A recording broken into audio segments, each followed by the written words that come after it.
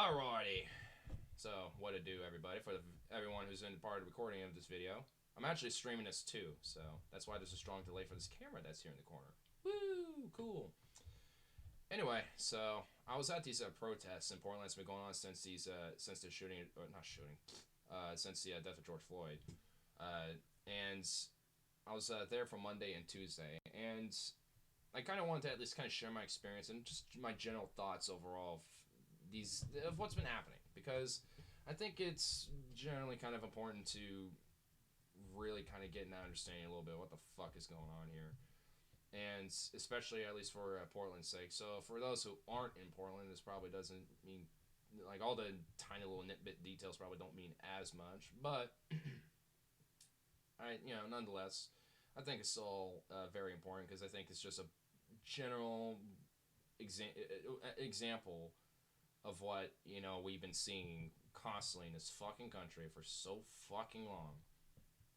And I think it's about time that we start seeing some of this shit. So I have this here, just kind of hide what we all have in store, but I have a lot of tabs, lots of tabs of shit that went down. So this is right here is mainly just a live stream from the helicopter's perspective of what was going on from the protesting, which honestly I have to say their camera quality is fucking garbage. I had to make that comment earlier when I was doing the stream, but anyway, I wanted to just kind of delve into at least specifically about some circumstances that happened on Tuesday, because it's just another fucking example of a lot of the police brutality that has been going on in this country for over and over and over and over and over and over and over and over again, and is especially an example of the corruption and the corporatism and the buying off of our fucking city has been going on for a long fucking time too, as a part of the symptom of this broader cancerous fucking system that we have just been ingrained into at this point. And I think now especially, I think it's just been shown more than ever. But nonetheless, let's just kind of delve right into it. So I kind of wanted to delve into what all was going on and shit, and I have a lot of footage and videos, like from all different local outlets, the Oregonian, fucking KGW, fucking KTPV, Fox 12, more Oregonian, Coin 6, and Coin is exceptionally fucking absurd. Like, I like they're probably the worst, and obviously there's like all sorts of different people on the ground that were involved in this type of shit. So anyway, I'll actually also have a entire timeline of the events that happened, which I do believe are 100% accurate, and I even have my own testimony as well that I think legitimately goes into account of what happened here. So anyway, so for the protests that happened here on Tuesday, shit was legitimately pretty peaceful. Which where's the fucking there it is. And here with I'll just mute this in case any sound comes out. But so I was here mainly at the square here. So here's the Pioneer Square just before the marchers came in. But this is primarily where everyone starts showing up. Actually, this is right when the marchers just arrived. So this is them here, like, showing up. So this I just arrived, around this time. I actually wasn't a part of the march here, but the cross on the Bernstein Bridge is where they started from, because they started from 13th and Stark on the east side of the river, from the Willamette River. So just a little bit of context of local geography. But so this is the Pioneer Courthouse right over here. This is the square. And overall, fundamentally, there is, just nothing violent or antagonistic happening whatsoever. Everything that happened during these protests and shit were very peaceful. And honestly, as we can tell, there's not even a sign of a cop at all. Like, I mean, police were not anywhere in sight for most of this. Like, 20 minutes in, not, just everyone, it's just people there. And, just like 10 minutes later, 40 minutes later, same thing. I'd say about around this time, it was probably about 8:30.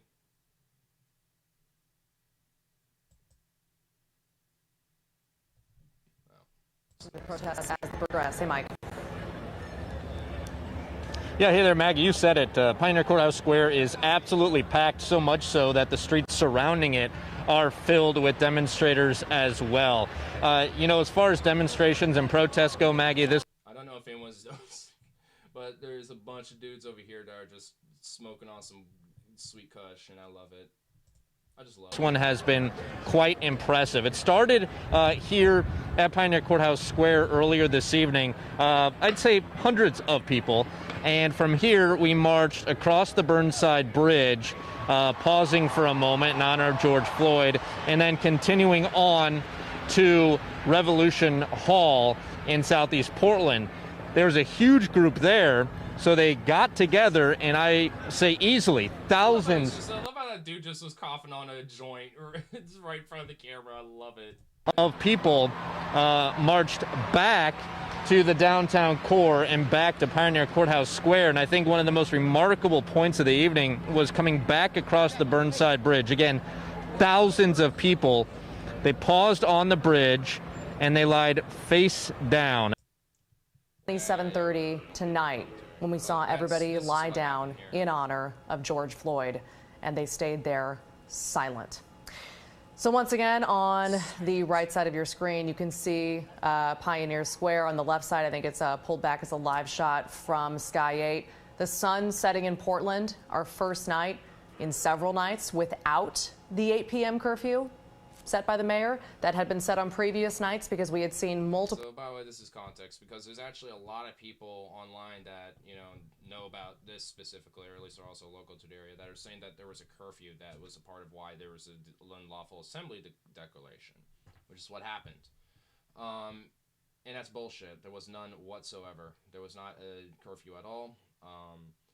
There was nothing aggressive happening on the protesters' side of things, from my perspective, from what full nights of peaceful protests that had turned into riots. But last night, the headline was clear. The protest was peaceful.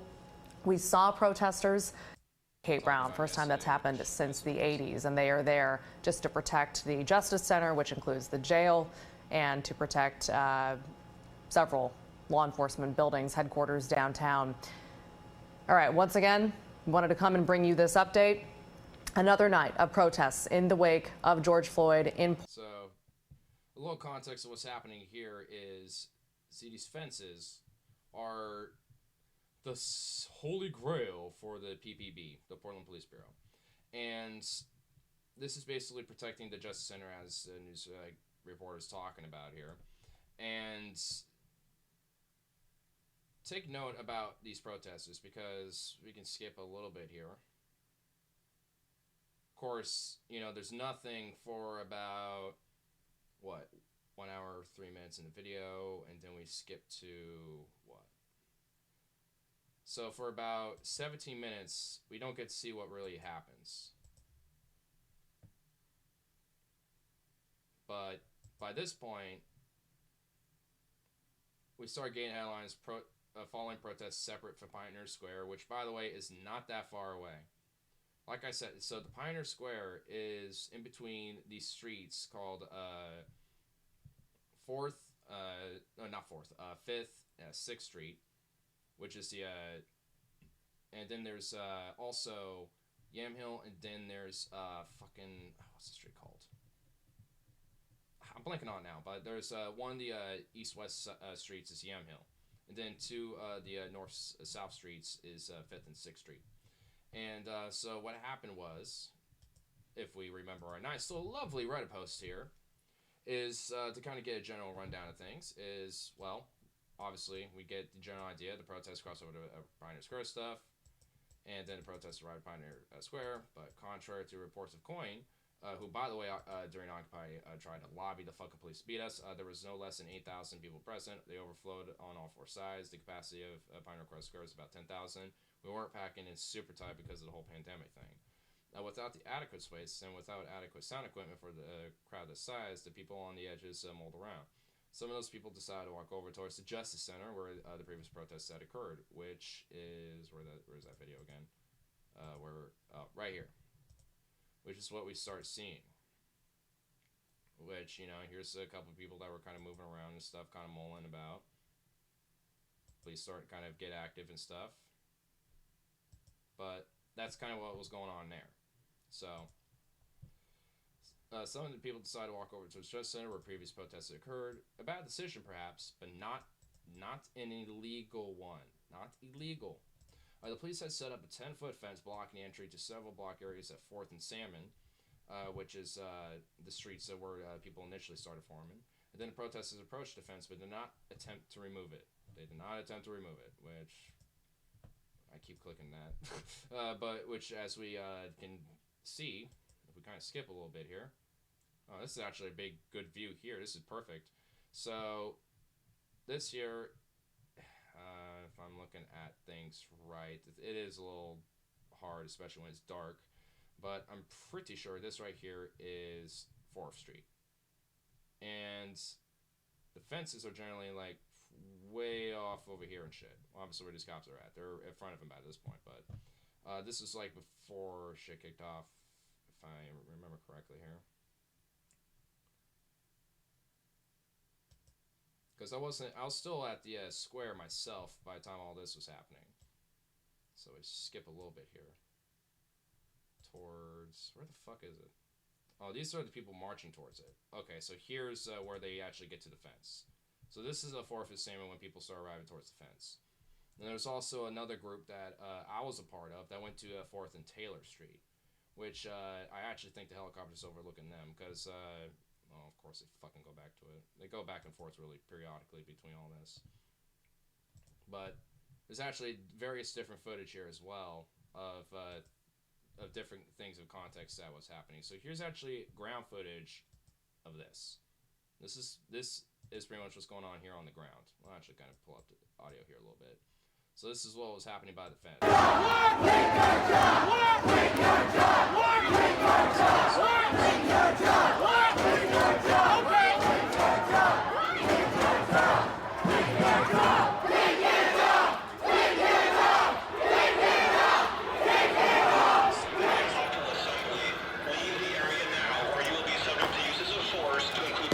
So the context was essentially, this was the majority of what was happening.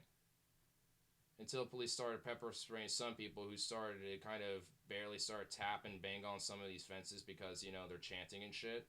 They started pepper spray a bunch of different people. Then they came back over time. And then eventually that kicked off into... Leave the area now or you will be subject to uses of force to include riot control.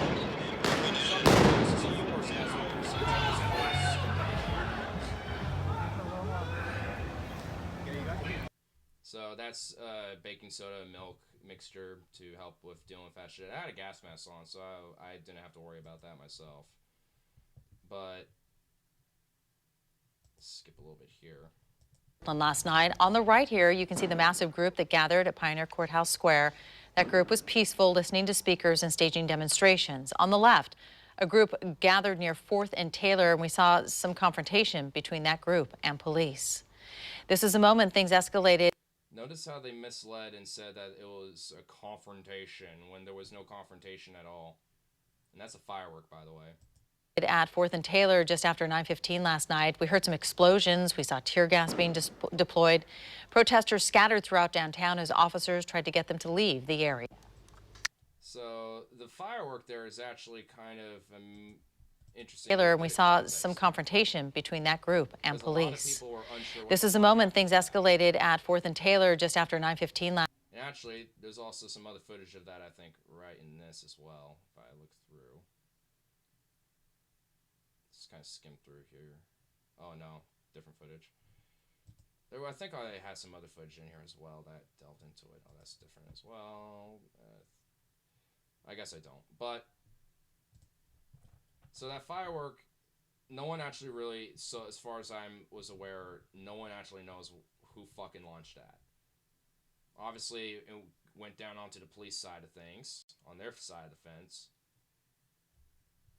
But from all the different accounts that I was able to hear from, including from, you know, online and off, and from on the ground personally, no one knows who fucking launched it. They were suspecting that there was probably a police provocateur that did this, whether in the crowd or outside the crowd, because there was also, this was confirmed that police went into different parking garages in between these areas of 4th and Taylor to overtly, to overtly just straight tear gas the entire group, which is what happened.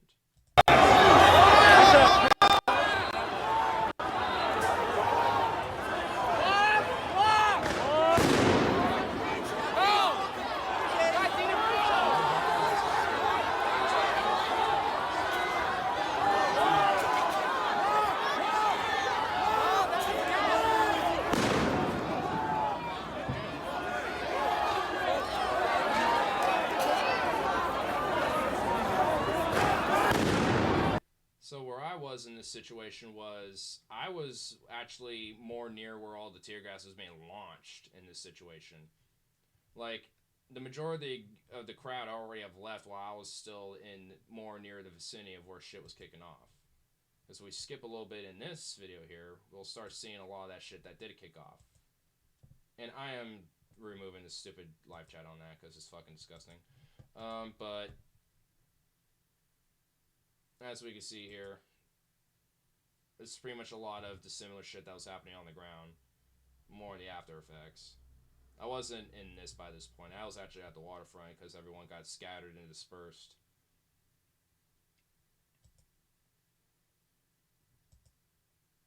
Where the fuck was that?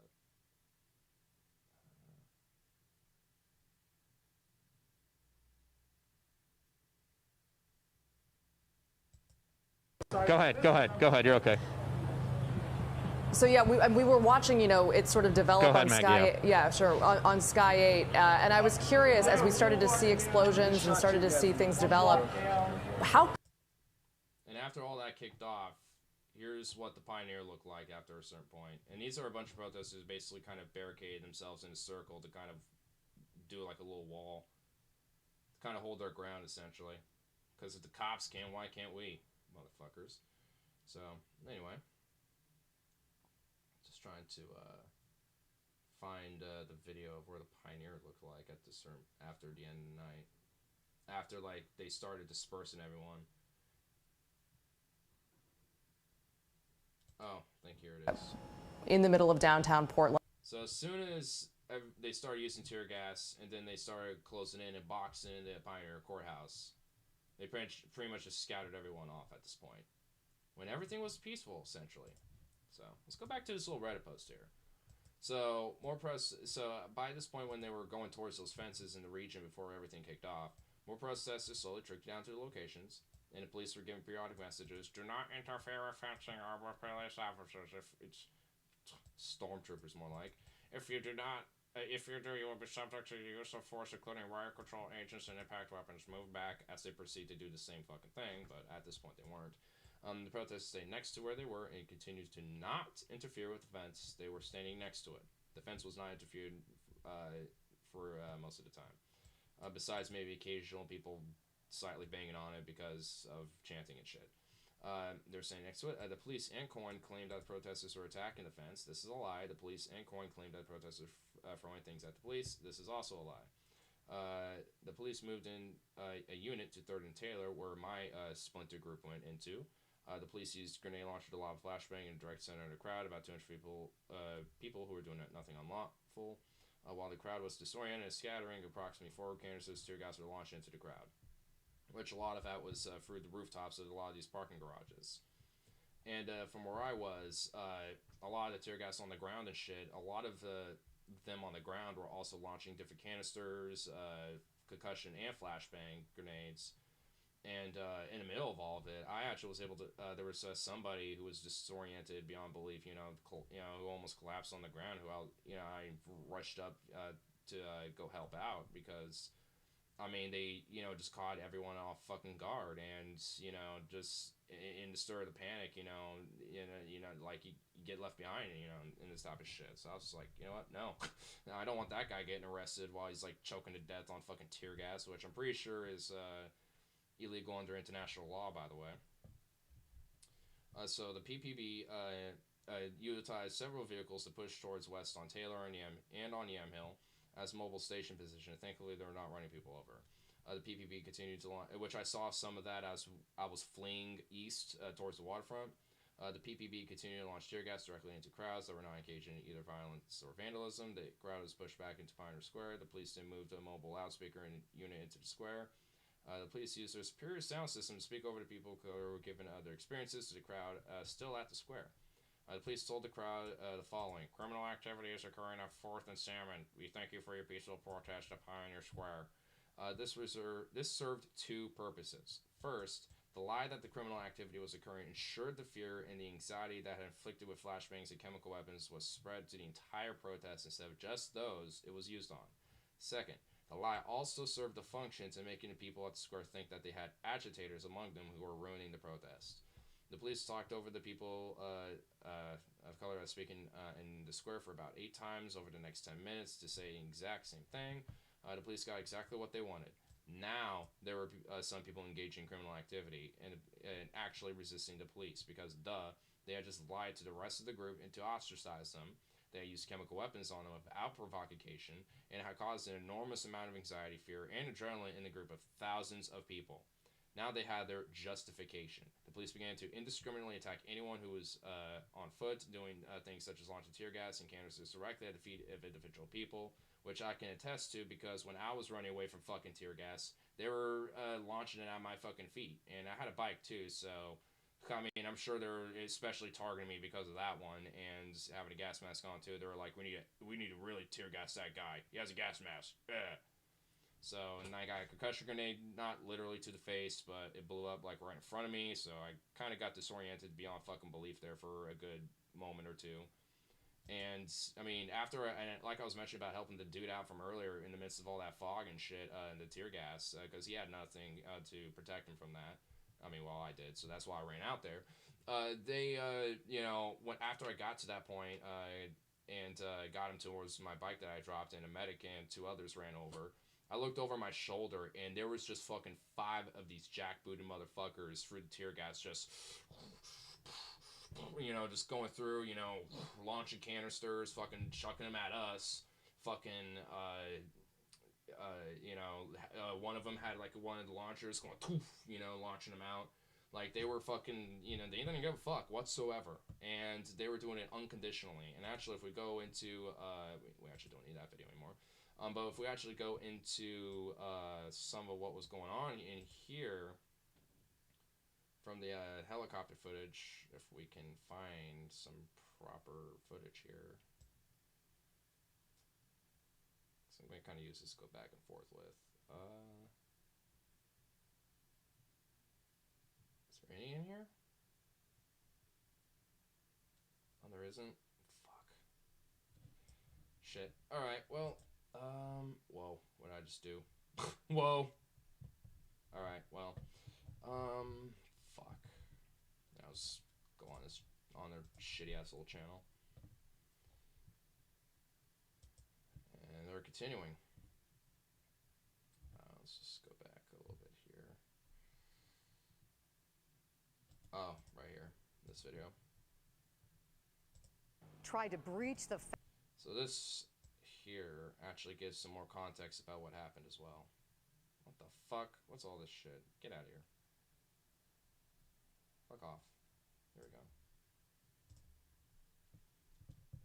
So here's some of that same, footage of that 3rd and Taylor. Doing nothing.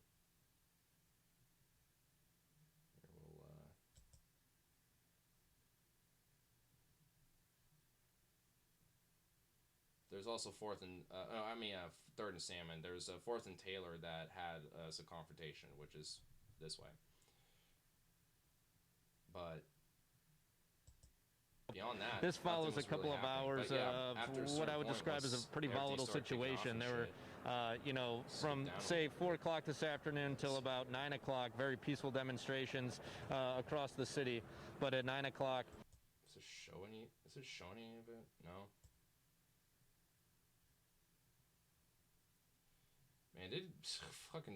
Man, they do a good job hiding some of the revving their engines and honking. What I've also noticed is police. There's a lot of different just indiscriminate. Like, they were targeting different pedestrians, homeless, people who were just driving, you know, who worked out there and shit. Like, it was legitimately, like, insane. And there is, like, footage where they're, you know, tear gassing out people. And from the helicopter's perspective, but I'm just trying to find out where the fuck is it, because it's, I mean, you know, it was indiscriminate, like what happened that night. And today, apparently, they started using sonic weapons as well against protesters. So it's not like, you know, they just continue to take it a step further every fucking day now, despite quote unquote, you know, the peace that, you know, they wanted to express. All through in the here. distance there, police kind of moved in. Police moved in on a side street. We're on 4th and Yamhill, and they moved. By the way, for context, this is fuck all anywhere from the Justice Center. Not even close.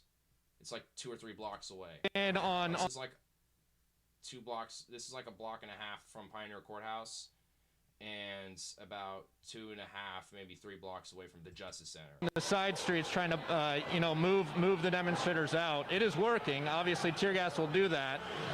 We got a mouthful of it earlier tonight. Kind of doubled us over, but here you go, right here. Here's some people leaving in pain. And, you know, I got to point out, if you're just happening to tune in now, there were several hours of peaceful demonstrations tonight. Thousands and thousands of people marched through the streets of Portland peacefully from the square to the east side and back. And then around 9 o'clock, there's a group of people. Let's show this here, Kenny Mack right to my right, maybe. There's a group that took off from that peaceful group, and we've seen what police describe as criminal activity happening. Ends in quote clash of police, which is bullshit. Where all the problems occurred, where Sheriff Mike Reese really described it as a violent. 2nd and Yamhill out here on the Portland streets. Just skipping a little bit here. Let's see. Around people, you know, helping them. So that is definitely. At this point, they just dispersed everybody, indiscriminately going after anyone, essentially. But by this point, most of the large crowd of the marchers went back and left, which that was kind of part of their goal, to kind of keep people disoriented and in utter chaos, essentially. That was pretty much the whole fucking goal. And a lot of people who had nothing to do with any of this type of shit had, you know, got in the middle, you know, gotten in the middle and fucking were pretty much collateral damage, essentially. Shame I can't find the actual fucking footage of it, but I mean, I know I did definitely see some of it, because, I mean, there'll be just cars just driving by, then all of a sudden that shit would be kicking off. I'm pretty sure some of it was from the Oregonian, actually, but not from KGW shit, fuck network, but whatever. But, anyway, but there was, you know, at the very least, retaliation. So when they, when on some of the initial, initial tear gas flashbang started, the protesters then came back, and then threw water bottles.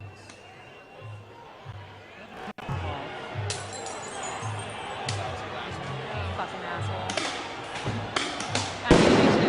I knew they should have taken our shot first. This is the Portland Police Bureau.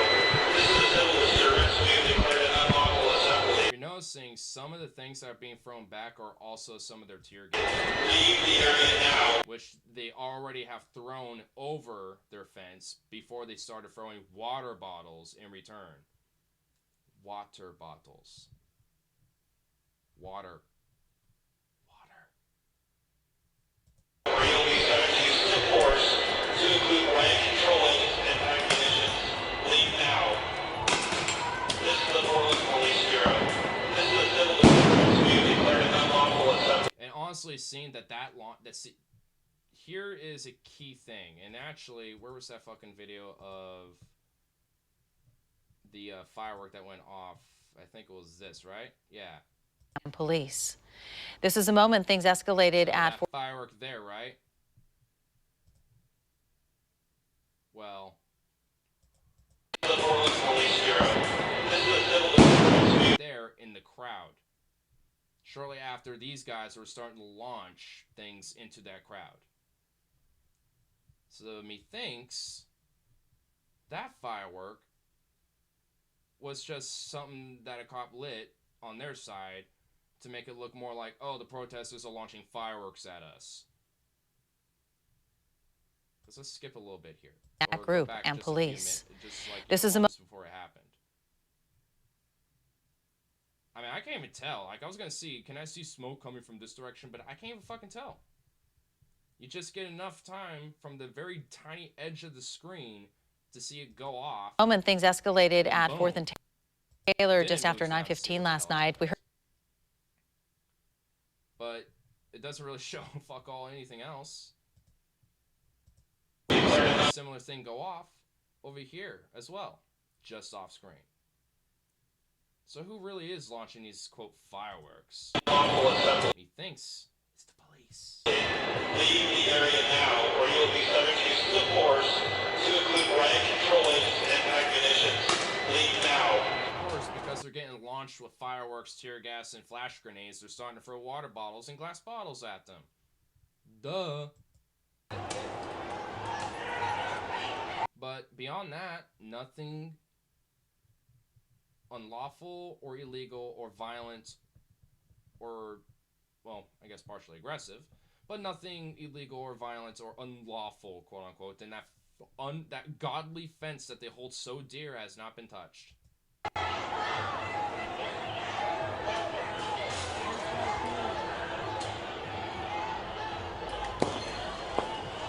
What was that?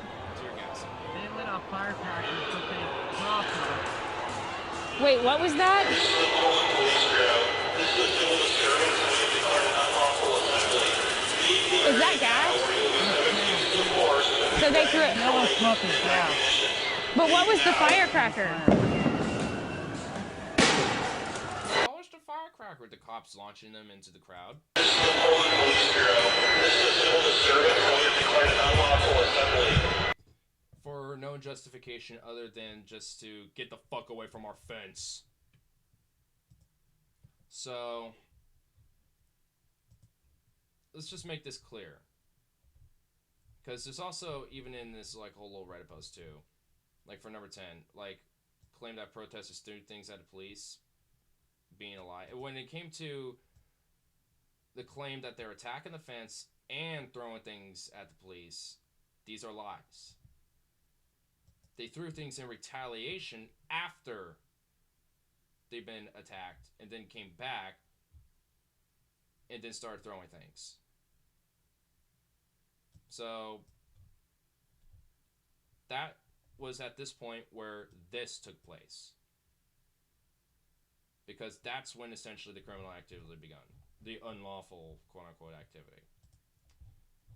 Not at any point until they started launching the tear gas, the shit get violent.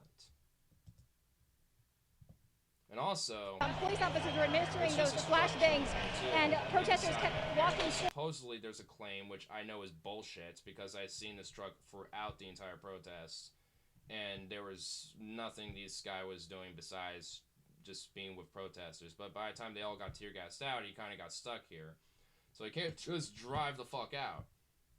Because supposedly he just tried to run over a line of cops. Those officers with their hands up Hello? in the air, and Took a Hello? reverse Now there's- and then just kind of now drive we're kind of shifting. as he started getting assaulted by a The crowd again is on the move. Jackie, let's switch to Jenny Y'all are Young right missing now. Jenny, from your location, what are we seeing right now, Jenny?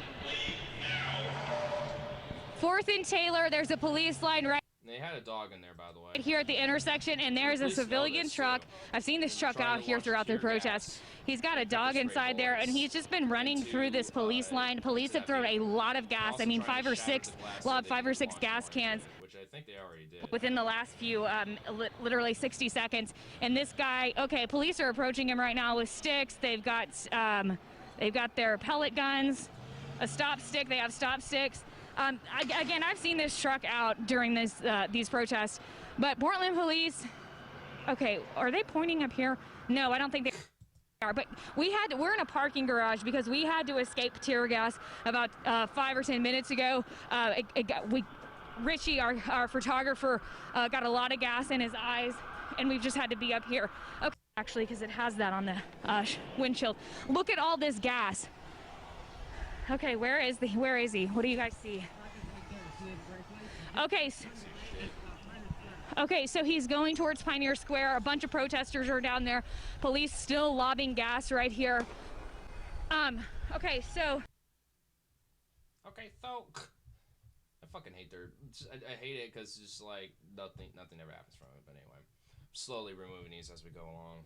But I mean, we don't have to go for every fucking one of these videos, honestly. I mean, the point's been fucking made. I mean, and honestly, after tonight, it shows that the police, because they have no fucking shame, the media here is totally in the fucking pocket here. The Portland Police Bureau fucking owns this city. The corporation is not lobbying to sell out this fucking town, own the Portland Police Bureau. You know, it's a fucking whole fucking ball and chain game. And we're the fucking boot heel of it. And this is our fucking result for peacefully protesting every grievances. Gotta love dystopia. Gotta love it. But honestly, I mean, I got some critiques. A little bit. I got a critique. But first here, I gotta smoke bowl real quick, cause goddamn. I mean, I've already released a lot of my emotion about this shit at this point, so at this point I'm kind of like, whatever. But, you know, I still have some issues about the protests specifically, and it's not necessarily over certain aspects that maybe people think, but anyway. And I think actually the critiques are more so out of a way to embolden the movement more, if anything, but anyway, I need to smoke a bowl real quick, because, you know, reliving the fucking flashbacks of seeing fascist thugs through tear gas and shit, it does kind of make you feel like, gets your blood pumping. Like, I mean, I remember, where was the video? You know, I guess I took it out, but, well, I mean, fucking, I should show this really quick. Cars downtown. The chief says that's only to identify people who may be committing. Calm down, and the majority of those involved have dispersed. Chief Fresh went on to say they've been getting a lot of questions about police marking cars down. So police have been vandalizing civilian vehicles. They've been spray painting vehicles, and their excuse is to mark criminal vehicles to arrest later and tow later, quote unquote.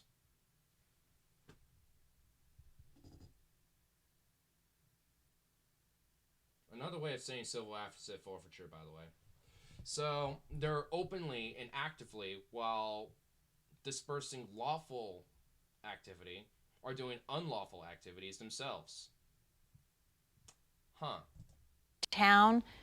The chief says that's only to identify people who may be committing crimes for them to pull over later. She said, which is bullshit.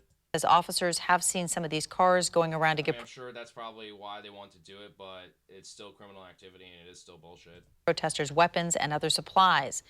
Chief. And by the way, there was no weapons being given out.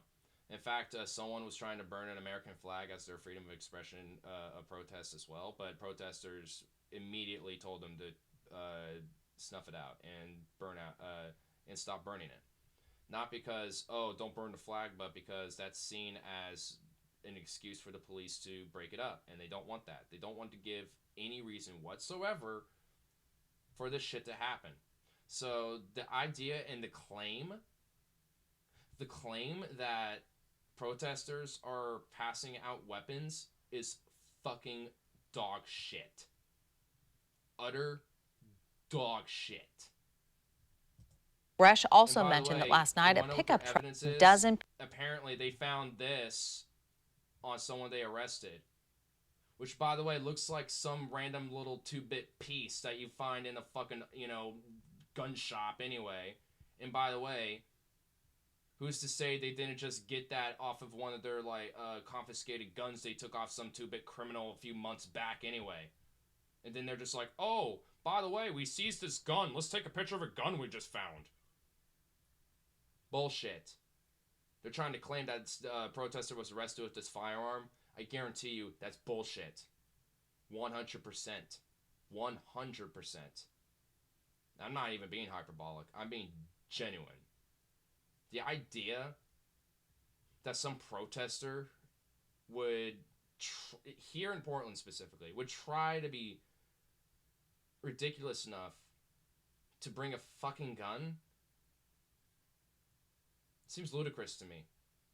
Seems a little ridiculous. Yeah, I know there's a lot of people mad. I know there's a lot of people angry. I know there's a lot of people who genuinely kind of want to do some violence. I mean, I've heard a lot of different people of all different opinions, and a lot of them do want that violence. They want that, fight.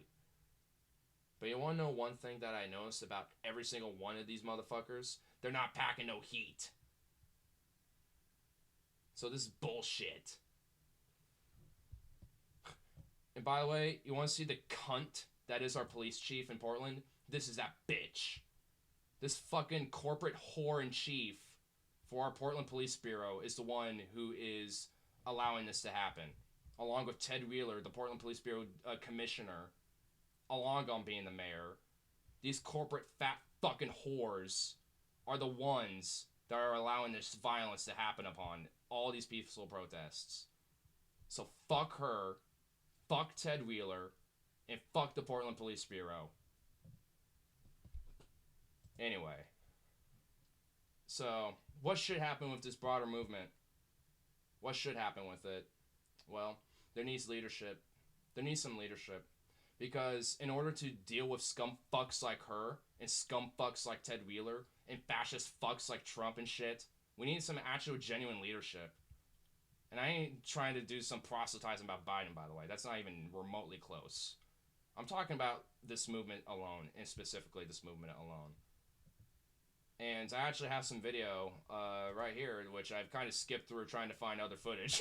But I have this here with Cornel West dropping some Sarbama truth bombs, if I do say so myself. Talking about a lot of these fucking criticisms, these very fucking issues that I think are merited behind this entire fucking movement. And I think he would be, one, at least, of a couple, good leaders for that would be great for this type of thing. Because it's something we fucking need. I mean, it's gone on for too fucking long, and it's ridiculous, and it's absurd. Like, for how fucking long are we going to be allowed for this type of shit to continue?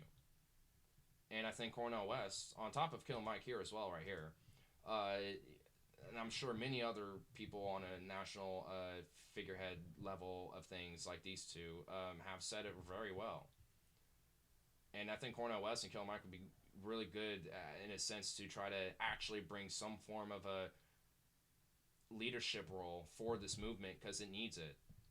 Because one thing I don't want to see happen is this movement die off and wither away and just become another little moment in the sun where a few cogs in this machine complain, and then it just goes back to business as usual. That's what I don't want to see. And I mean, honestly, like, I think that's really my biggest anxiety about all this, is really that. And my biggest critique is that if we don't have some genuine national leadership for this movement, then it is going to die off like that. And it will be for fucking nothing. And then at that point, what the fuck was it all for in the first place? But anyway, I'll smoke a bowl real quick. But in the meantime, I listened to this video clip a couple times already, but I'll just smoke my bowl in the meantime. But I'll let it play on. In deep sadness, because I've been trying to bear witness for over 53 years, telling the truth and trying to say something about the least of these. But I think we are witnessing America as a failed social experiment. And what I mean by that is that the history of black people for over 200 and some years in America has been looking at America's failure. Its capitalist economy could not generate and deliver in such a way that people can live lives of decency. The nation state, its criminal justice system, its legal system could not generate protection of rights and liberties. And now our culture, of course, is so market-driven, everybody for sale, everything for sale. It can't deliver the kind of really real nourishment for soul, for meaning, for purpose. And so when you get this perfect storm of all of these multiple failures at these different levels of the American empire, and Martin King already told us about that. When I saw those pictures there in Atlanta, you could see Martin right there in Atlanta saying, I told you about militarism, I told you about poverty, I told you about materialism, I told you about racism in all of its forms, whatever forms it takes. I told you about xenophobia.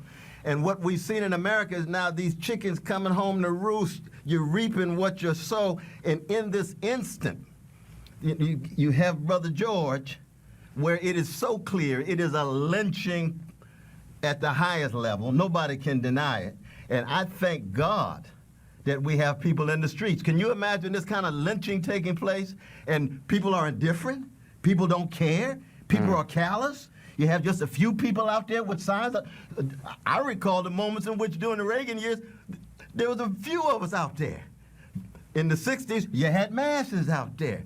Now you've got a younger generation of all of these different colors and genders and sexual orientations saying, we won't take it any longer. But you know what's sad about it though, brother? At the deepest level? It looks as if the system cannot reform itself.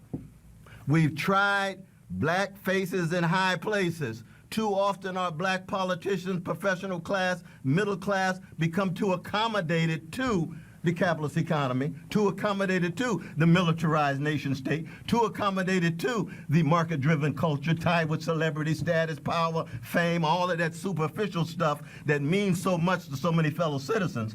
And what happens? What happens is we got a neo-fascist gangster in the White House who really doesn't care for the most part. You got a neoliberal wing of the Democratic Party that is now in the driver's seat with the collapse of Brother Bernie. And they don't really know what to do because all they want is show more black faces, show more black faces.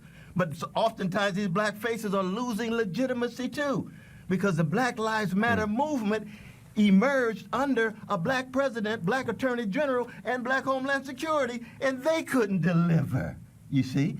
So that when you talk about the masses of black people, the precious poor and working class black people, poor and working class brown, red, yellow, whatever color, they're the ones who are left out and they feel so thoroughly powerless, helpless, hopeless, then you get rebellion.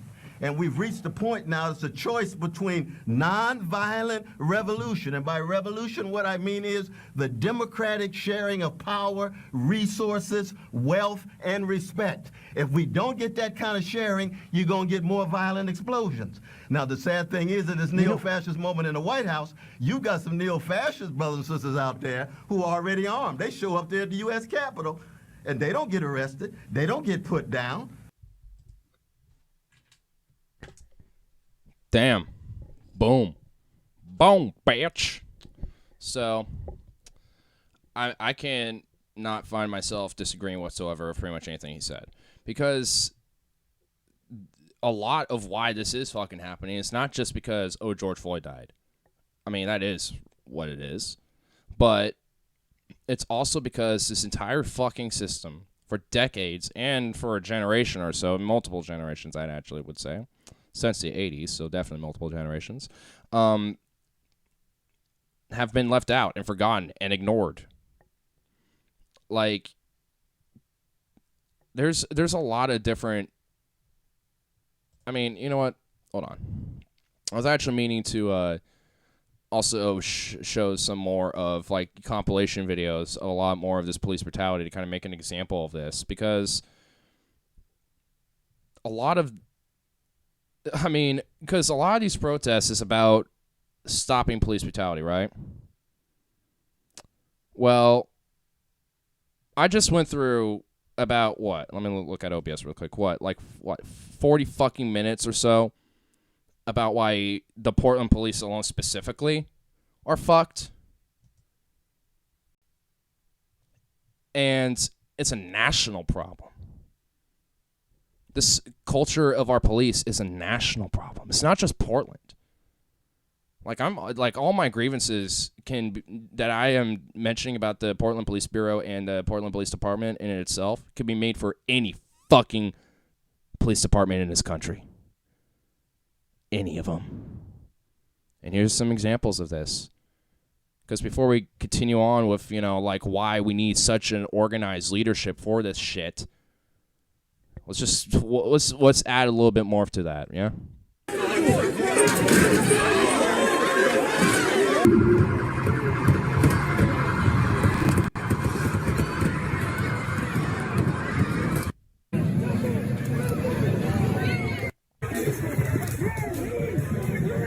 That woman got a seizure on her way to the hospital after she suffered a concussion.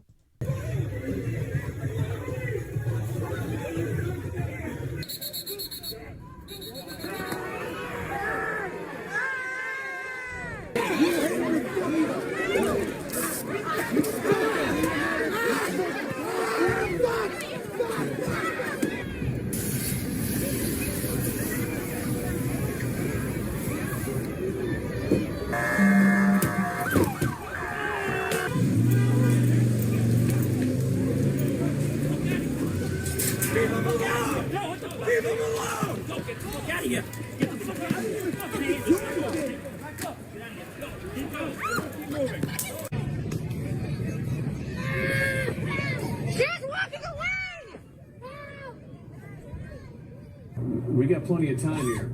Are you okay? Shooting journalists. Katie, are you okay?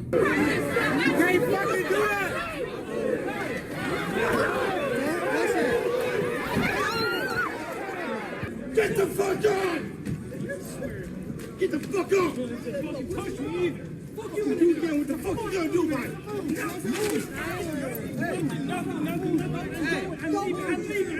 So that guy has literally pepper spray aimed right at his face, even though he's already on the ground. Acted like a bunch of Crips or Bloods or MS-13 gang members. Or SA shock troopers in 1930s.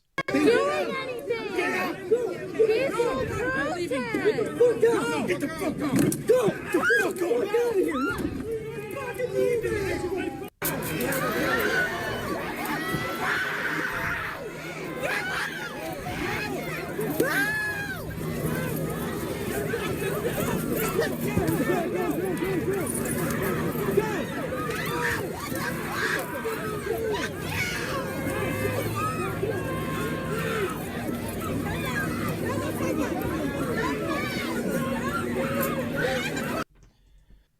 That's exactly why we need actual fucking leadership for this movement. Because this entire shit is about stopping that. And it's not just going to take, consistently getting out there, hopefully we just tire them out. No, it's not going to just take that. It's going to take more than just that. It's going to take actual fucking leadership. An actual fucking organized national backing of people organizing all these different protests and just continuously strategizing and plotting. And, to continue on with, to another one, I think, would be really great for this, fucking Killer Mike. Because he talks a lot about this as well. Which, we'll just let him say it. I'm the son of an Atlanta City police officer. My cousin is an Atlanta City police officer. And my other cousin, East Point police officer. And I got a lot of love and respect for police officers, down to the original 8 police officers in Atlanta that even after becoming police had to dress in a YMCA. Because white officers didn't want to get dressed with niggers. And here we are 80 years later. I watched a white officer assassinate a black man. And I know that tore your heart out. And I know it's crippling. And I have nothing positive to say in this moment. Because I don't want to be here. But I'm responsible to be here because it wasn't just Dr. King and people dressed nicely who marched and protested to progress this city and so many other cities. It was people like my grandmother, people like my aunts and uncles who were members of SCLC and NAACP, and in particular, Reverend James Orange, Mrs. Alice Johnson, and Reverend Love, who we just lost last year. So I'm duty-bound to be here to simply say that it is your duty not to burn your own house down for anger with an enemy. It is your duty to fortify your own house so that you may be a house of refuge in times of organization. And now is the time to plot, plan, strategize, organize, and mobilize. It is time to beat up prosecutors you don't like at the voting booth. It is time to hold mayoral offices accountable, chiefs and deputy chiefs. Atlanta is not perfect, but we're a lot better than we ever were, and we're a lot better than cities are. I'm mad as hell. I woke up wanting to see the world burn down yesterday because I'm tired of seeing black men die. He casually put his knee on a human being's neck for 9 minutes as he died like a zebra in the clutch of a lion's jaw. And we watch it like murder porn over and over again. So that's why children are burning to the ground. They don't know what else to do. And it is the responsibility of us to make this better right now. We don't want to see one officer charged. We want to see 4 officers prosecuted and sentenced. We don't want to see targets burning. We want to see the system that sets up for systemic racism burnt to the ground. Will we use this as a moment to say that we will not do what other cities have done, and in fact, we will get better than we've been. We got good enough to destroy cash bonds. You don't have to worry about going to jail for something petty. We got smart enough to decriminalize marijuana. How smart are we going to be in the next 15 or 20 years to keep us ahead of this curve? So that much like when South Africa suffered apartheid, you had Andy and other politicians that could make sure that Atlanta said, Coca-Cola, we love you, but if you don't pull out of South Africa, we're going to leave. We're not going to drink Coca-Cola anymore. Coca-Cola jumped on their side and apartheid ended. So we have an opportunity now. Because I'm mad, I don't have any good advice. But what I can tell you is that if you sit in your homes tonight, instead of burning your home to the ground, you will have time to properly plot, plan, strategize, and organize and mobilize in an effective way. And that's exactly what the fuck, needs to happen. I think in order to do that in the most successful way, you need strong, charismatic, and aggressive, in a policy sense especially, in a very substance sense especially, very aggressive leadership. And I feel like Hill Mike will be it's just fucking perfect for that type of role. Because, for real, how long? For him, 80 fucking years. It's been going on for hundreds, to be honest. And there's really such strong fucking roots into why all this is such a fucking problem. It's not just because police brutality is a problem. It's because we've allowed this entire system in itself to become ingrained into what the fuck it has become. And we've just allowed it to become sold out. There's actually 2 different little clips I have here kind of delving into some of this. But, during the 60s, during the Civil Rights Movement, you know what? I'll just let it I'll just get into the little timestamp here. Because earlier today, Vosh and Paul had a conversation. I don't know if anyone knows of them, but if not, I really seriously super recommend legitimately fucking actually watching this and checking both of them out. But anyway, there's actually some different points that I actually wanted to and there's a lot, honestly. There's so many different little spots, but if I end up doing that, I might as well just let the whole fucking video play. But there was actually 2 really specific little moments two different little timestamps here, one here and one here, where I think a lot of this crux of this part of the discussion kind of comes into, but we'll delve into it a little more as it goes on. Watts riots in LA in the same exact area.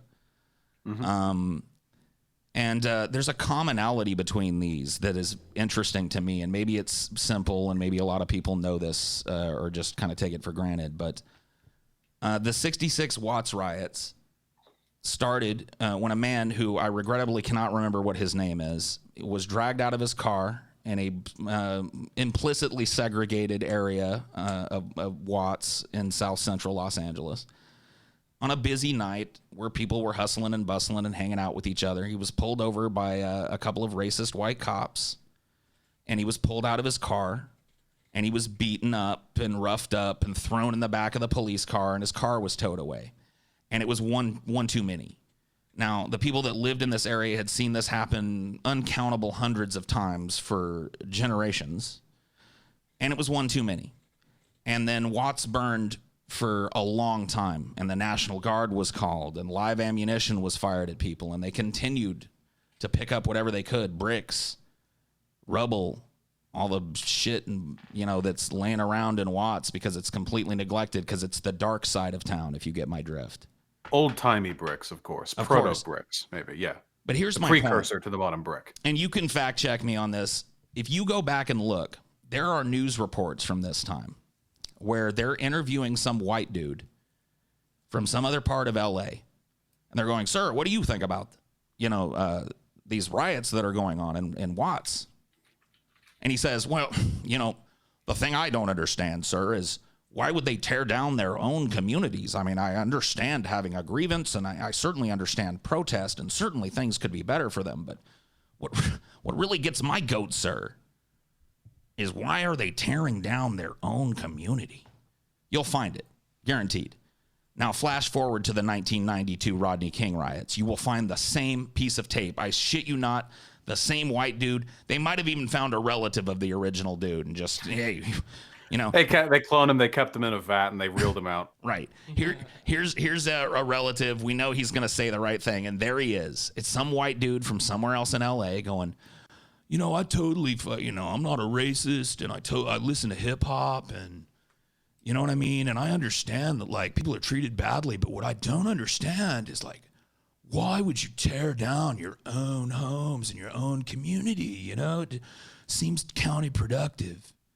And here we are now, and it's happened again. Exactly the same way. Everyone knows the Rodney King riot started because somebody was intrepid enough to film the cops beating the shit out of a black man for no reason other than their sadistic desire to do that to black people. And South Central LA erupted in riots. There were numerous riots in other cities.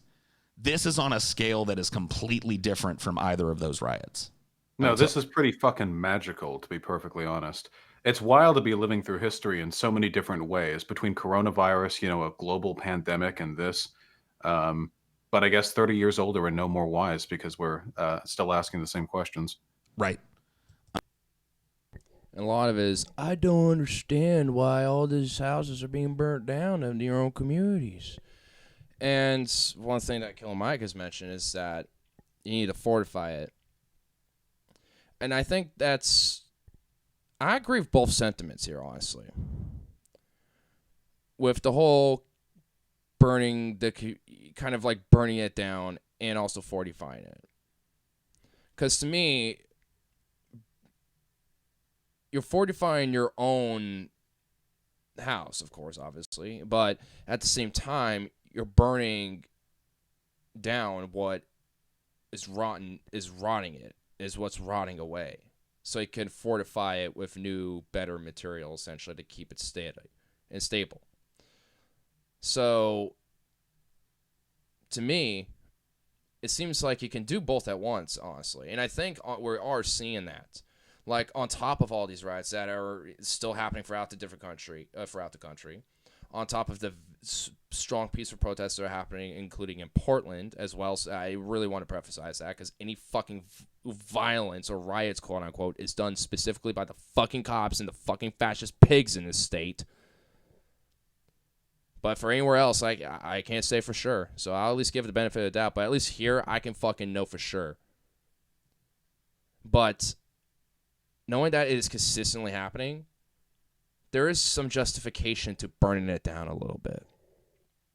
Because even Killer Mikey said himself, you know, especially when you're being ignored for so fucking long, no one knows what the, you know, like, especially when you're young, like me or like anyone, especially if you're watching this, chances are, like, yeah, you don't know what the fuck you want to do besides just burn it down. And honestly, this is something that I've legitimately had, like, really been mixed feelings about, but, like, the whole political violence aspect of these things. Like, when a Target gets looted or when a McDonald's gets burnt down to the fucking ground.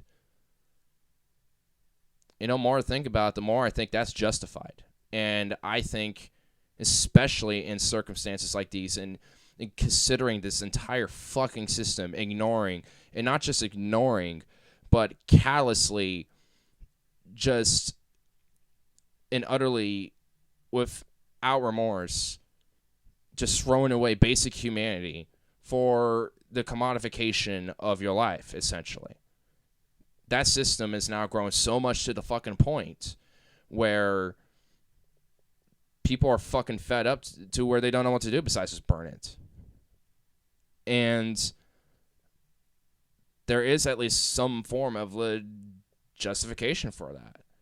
Now, obviously, there's definitely been small businesses, very much so, of course. I will never, come out here and say that hasn't happened, but you know, like, who has specifically been doing it? You know, I guess it's open depending on, circumstances. But a lot of these different small businesses have been affected, and I actually do legitimately think that's a horrible, tragic thing. And I think that's an example of burning your own house down. And that's something that should be fortified when it comes to fortifying your house. That's something you should be fortifying. Burn that, when it comes to burning down the system and, looting the Targets or whatever the fuck, that's fine. No one's, unless they're a bootlicker, no one's going to be crying a goddamn tear for them.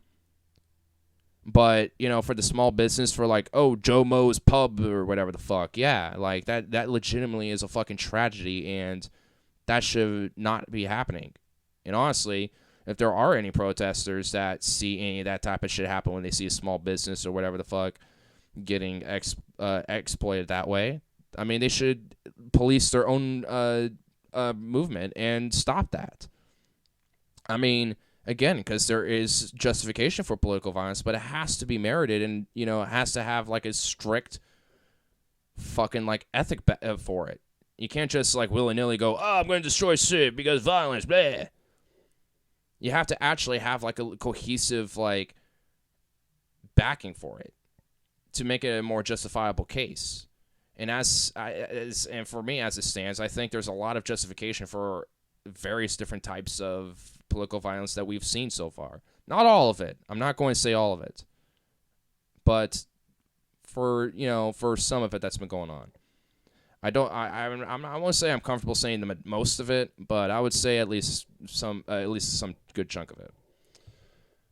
But I mean, it's kind of coming to the point, especially when I actually didn't, but I wanted to pull some tweets of fucking Trump and shit, because honestly, the response towards the national level of our government to all this is even more disturbing, because it's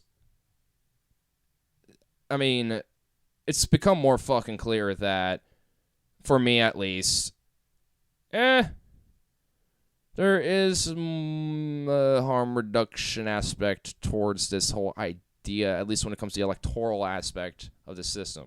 Doesn't mean I'm sold on it, but it's far more understandable considering one is now especially becoming far more blatantly fascistic, while the other one, I think, is just more of a foothold until that just continues, in my opinion.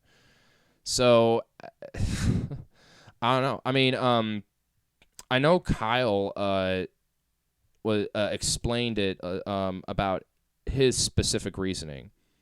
And there's a timestamp that I got into his Kyle and Corn that he did, which he talks about this. And I actually have not seen this clip yet, so I'm going into this fresh-faced myself. But I feel like if there's going to be a cohesive argument in the current times as of right now on having second thoughts about this circumstance, I feel like Kyle's the most respectable voice for that, especially considering how he's been so staunchly not having a position of not voting for Biden for so long up until this point. So, if anything, you probably might see a little bit of a mind change in this video or not. Who knows? But, I mean, I haven't heard. So, I kind of want to see what Kyle actually says, because I actually do legitimately kind of follow what he says. I might disagree with it. I might agree with it. At the end of the day, I at least can know that he's doing it on good faith, and I can actually understand his position. But, I think that's why, when it comes to this position now, he's somebody I'll be like, all right, I mean, if you're having second thoughts, okay, let me hear you out, So, let's do that. Let's hear him out. I don't know how long it'll be. I'm sure, for all we know, it could go on to up to here, but I doubt it. I'm sure it's not going to be for 20 minutes. But I mean, who knows? But let's hear him out. As bad as Joe Biden is, he's not going to try to eliminate the First Amendment of the Constitution. Yeah. Is it possible that Joe Biden would, greenlight the National Guard going in, or would facilitate the states using their police forces and maybe going overboard with the police? Very possibly he would do that. But that is categorically different than using the United States military and deploying it domestically. The military is never supposed to be deployed within the United States of America, ever. Yeah. That's not a thing that happens. And so that is so different, and that's such a giant step beyond that, it's just rank authoritarianism, and it's totally unacceptable. The fact that he even thought for a second that this is something that's okay. And I don't know how to explain this to people other than to just say, if you are okay with deploying the U.S. military on U.S. soil to stop demonstrations, then you simply do not believe in the First Amendment or the Constitution. So you can never say, I believe in the Constitution or the First Amendment. All right, you know what? To be fair, that is a strong fucking argument. I will give him that. Wow. To be fair, I knew the National Guard was deployed, but the fucking military? Okay, yeah, there's a staunch difference now at this point, as far as I'm concerned. As much as I think Joe Biden is a corrupt piece of garbage, I wouldn't think for a second he would launch the fucking military on the own land of the U.S. So, I don't think that means I'm going to vote for him still, but, because honestly, for me especially, Oregon would already go to Biden. So, my one vote, it wouldn't matter anyway. I'm still going to vote green. But if I was in a swing state, I think I would have seriously considered it at that point. But for me, I'm pretty much at the position that Kyle had in 2016. You probably should now at this rate, but I'm not going to tell you should or not. That's up to you. But here's the facts, Hoss. So,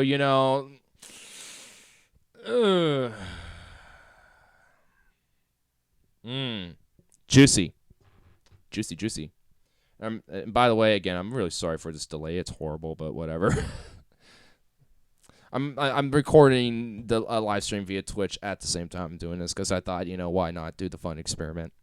Because you don't. Because in reality, in practice, you're the opposite. You don't believe in it at all. So I've been really frustrated about this too, because I feel like there were some people who understood the gravity of the moment, but then there's a lot of other people who just they just think it's another thing. And it's no. This is if I had to make a list of the worst things Trump did, obviously on that list, one of the things that I was this is insane, is when he assassinated an Iranian general, casually as if it was nothing, which almost brought us to war.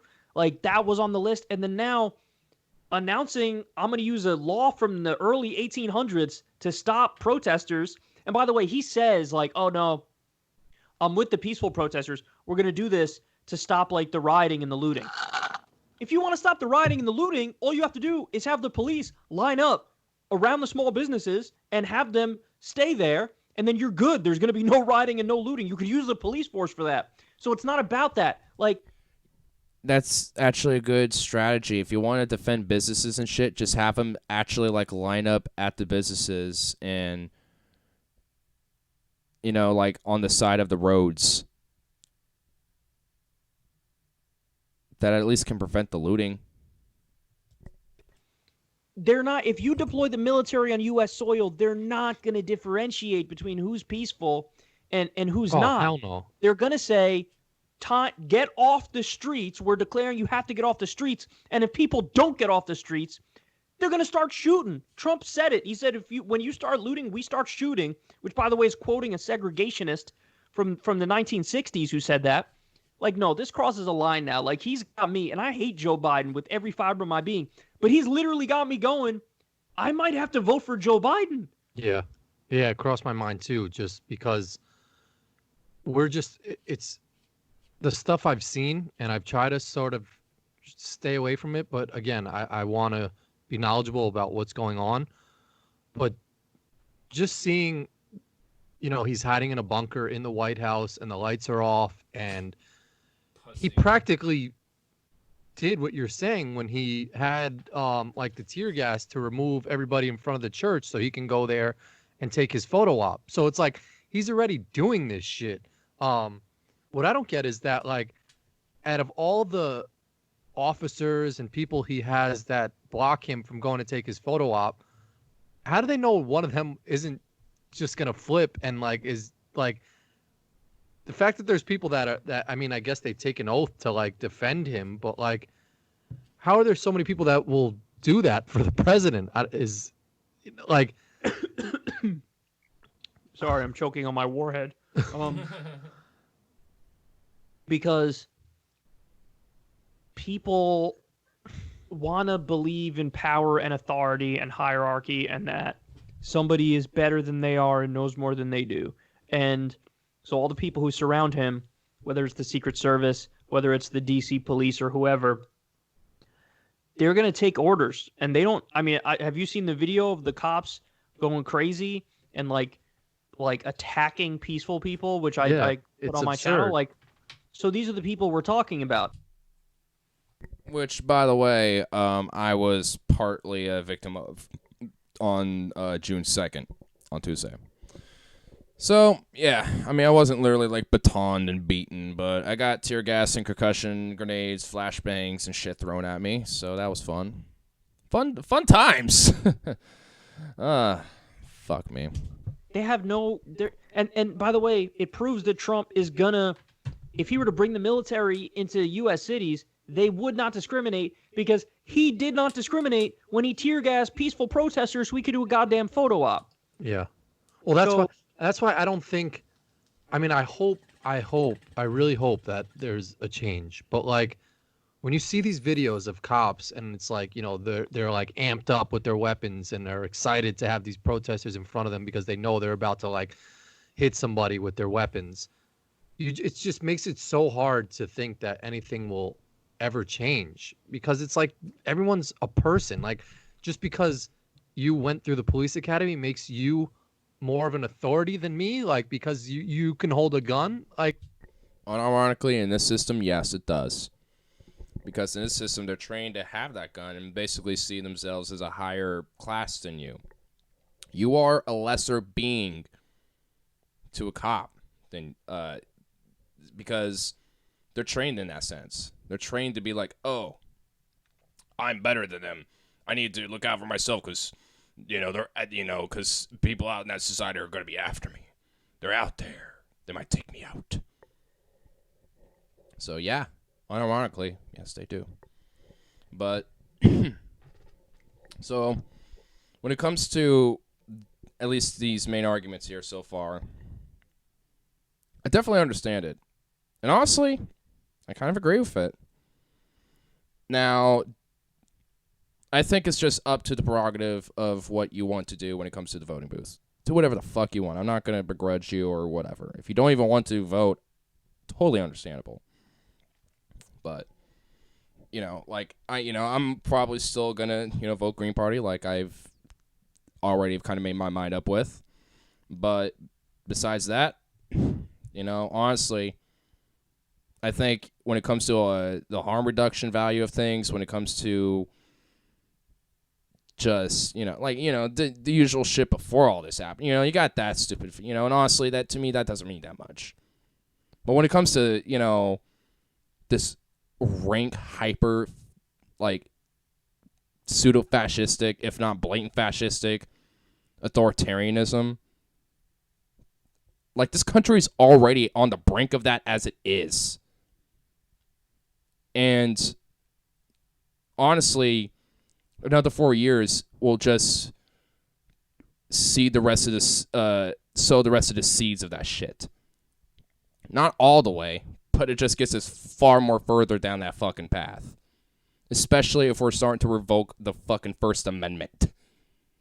I think that's probably literally the most important fucking law ever written legitimately in fucking history. I'm not even being hyper fucking bolic. And to see that at serious risk, I don't know. I don't know about you, but to me, that legitimately is really fucking it's scary, honestly. It really is. And it does kind of, really, part of me kind of kills the sense of hope in me, really. But not entirely because of all what's happening now. But but the reason why I say that is because I kind of want to tie it into another clip of that Vosh conversation that Paul had to, kind of delve into more about this thing, because it's discussing this very same fucking topic here about, where to fucking go about this, especially with the, being an election year too. Because especially with everything happening, that no one's kind of, and everyone's kind of forgotten that's going on right now, but we can't, that's still a thing. It's definitely something we legitimately need to really seriously, especially now, consider with all that's happening. And, and also, let me be clear, because I'm a pessimist. I consider myself, a nihilist as well. And I'm pretty cynical about shit, too. I consider myself all three of those things: a cynic, a pessimist, and a nihilist. But underneath all of this is a strong sense of fucking faith in humanity, really. And honestly, Paul says it too in this conversation somewhere in here. I actually kind of wish I tried to find a little stamp of it, but fuck, I couldn't find it. At least I didn't think about it when I was trying to find the 2 timestamps that I did. But either way, yeah, y'all could find it your own. I just recommend watching this whole thing. But anyway, but I'll just let this play out, because they delve into this thing about, this whole idea of hope, and with everything that's all going on and shit that Paul's discussing here. And, me being, at least on a general level, definitely a leftist, and obviously these two being leftists, it's, for me, it's kind of like 2 different parts of my brain, on a more public platform, fighting it out in a weird way, which, it's kind of why I pulled some clips out of this, because I expect,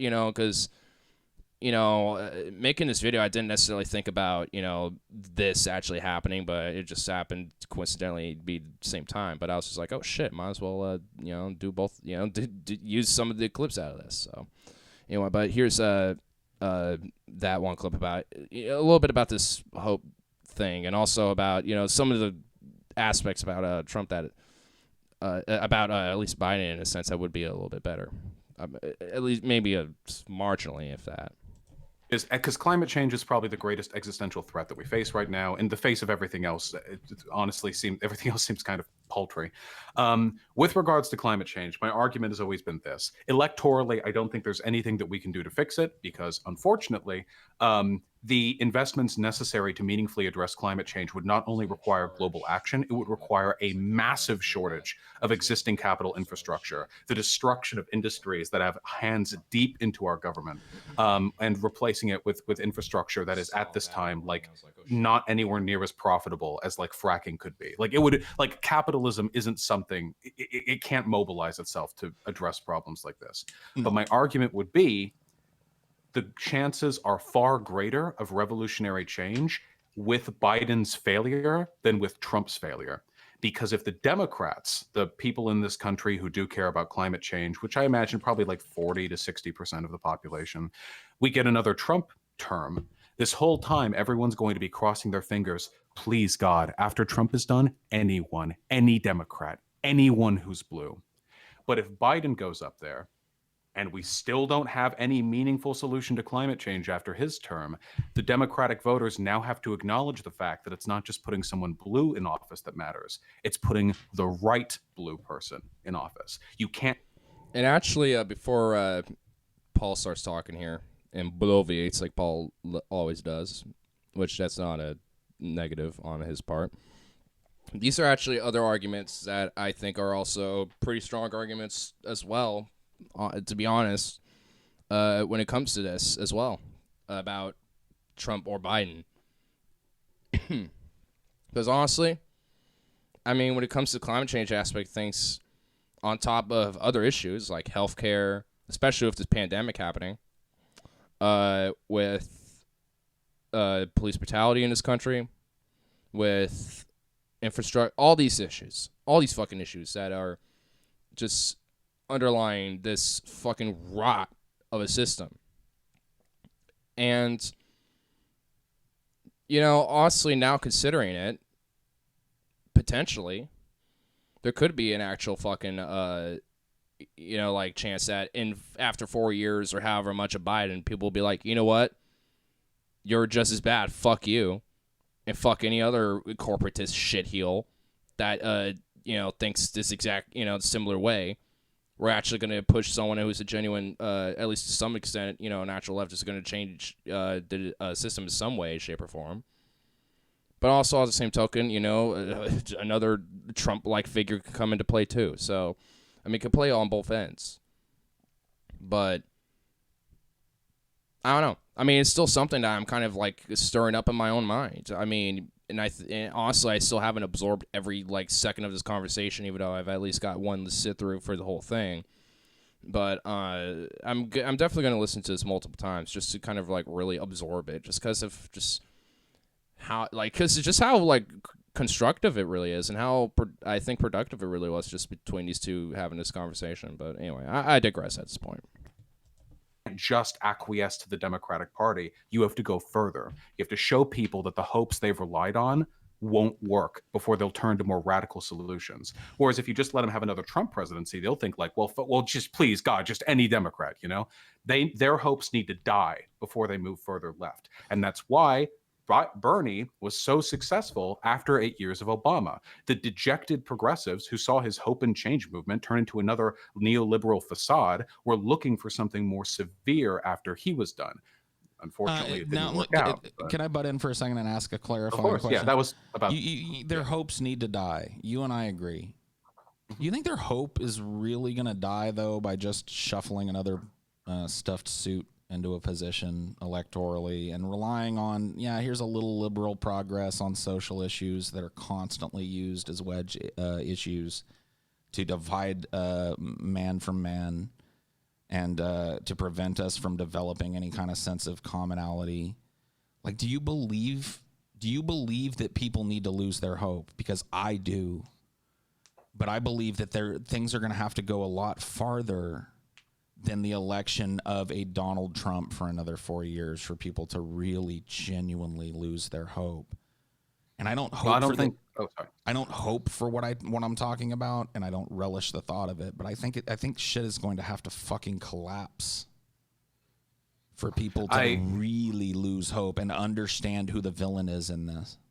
I agree, but I think the right system needs to collapse. If the Trump system collapses, there are a lot of wine moms on Twitter who are just going to go like, if only we had Hillary. But if we see the DNC fail the people who need their help, I think we're in a position to greater address their lost hopes. Brother, And I know that the material conditions are heightening rapidly as well. I mean, between climate change, COVID-19, the riots that are going on right now, I don't think Biden is just going to give us another Obama term, another 4 to 8 quiet years of peaceful neoliberalism, at least domestically. I think things are going to be bloody and violent pretty much the entire length of his presidency. And after that point, I do think a lot of Democrats are going to recognize that the DNC is not the vessel of their salvation. And I mean, I'm 50-50 with it. See, I'm still kind of like, kind of both on it. Because a part of me, fucking took my mic off the goddamn thing. Son of a bitch. Fuck. But anyway, I'm kind of with Paul on this. Like, we need like that hope to die in a sense, like that it needs to collapse.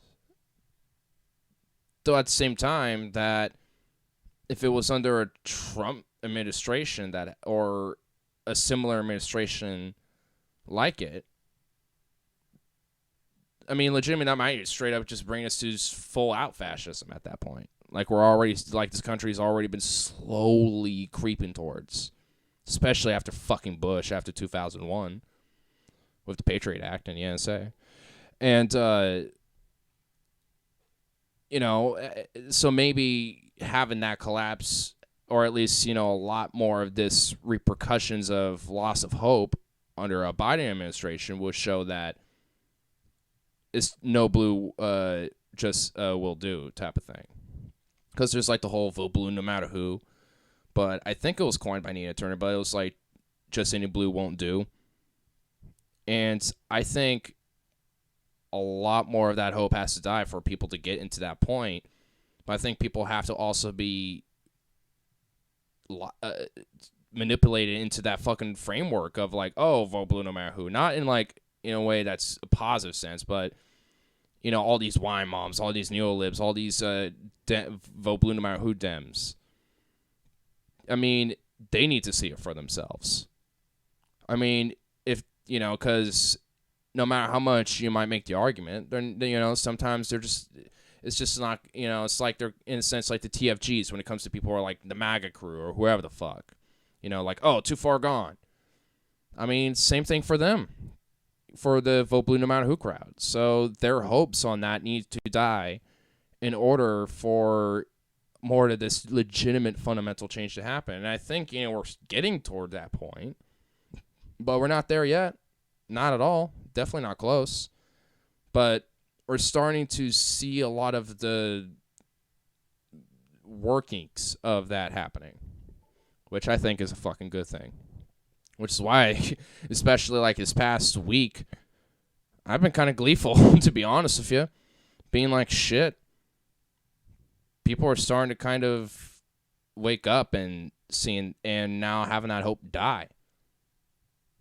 I mean, it's, despite even what I was, going through at least for me, it was last night, but on June 2nd, with all that tear gas and all that shit, I mean, everyone coming together, trying to,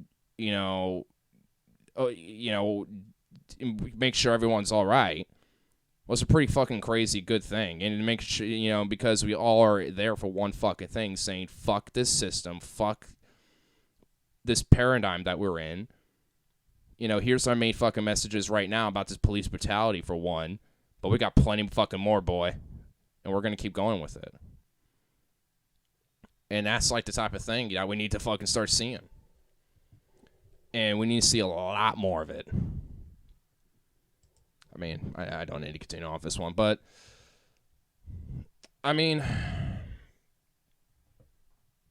here's another one. I don't know if I'll go for the video. Is there a... Oh, yeah, there is right here. Okay. But there's also this thing about some poll data, I guess, before election days and shit. But so when it comes to 155 days before Election Day 2016, Trump and Clinton, 44% for Clinton, 42% for Trump. And then for now, with Biden and Trump, Trump's 42.5%, and it's a tiny little bump, but Biden's at 48.4%. So it's not really that there's just like the same amount of people per se that are going out. There's more. There's slightly more for Trump, but way more going out for Biden. So,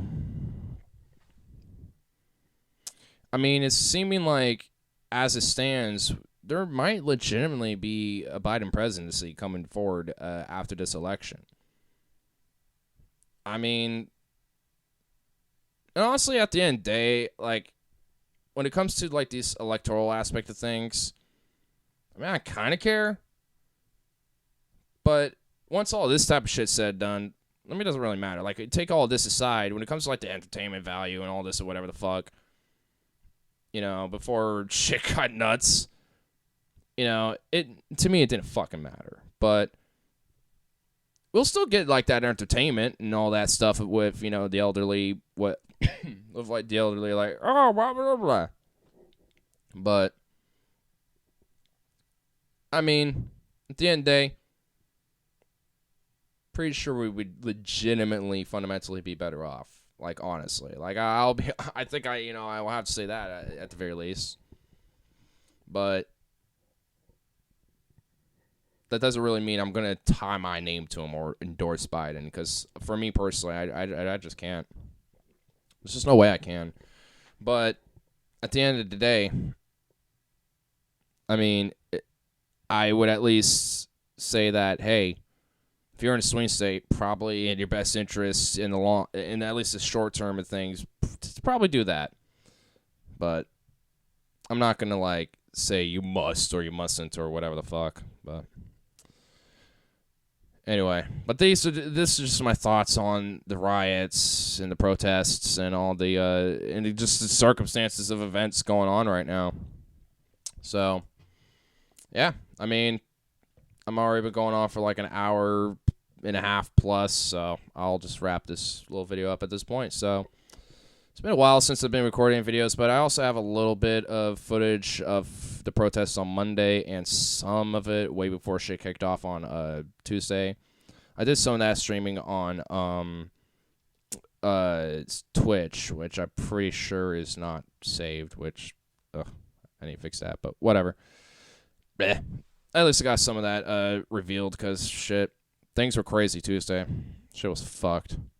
What a goddamn day that was. But anyway, hope you all enjoyed my thoughts. If anyone has anything they'd like to have as opinion, go ahead and chime it all in the comments and stuff. And like, dislike, I don't give a fuck. But if you like what you see, subscribe, ring the bell, all that stupid shit. But yeah, peace out, everybody. And hope you all see y'all soon. Make another video sometime shortly. Bye-bye.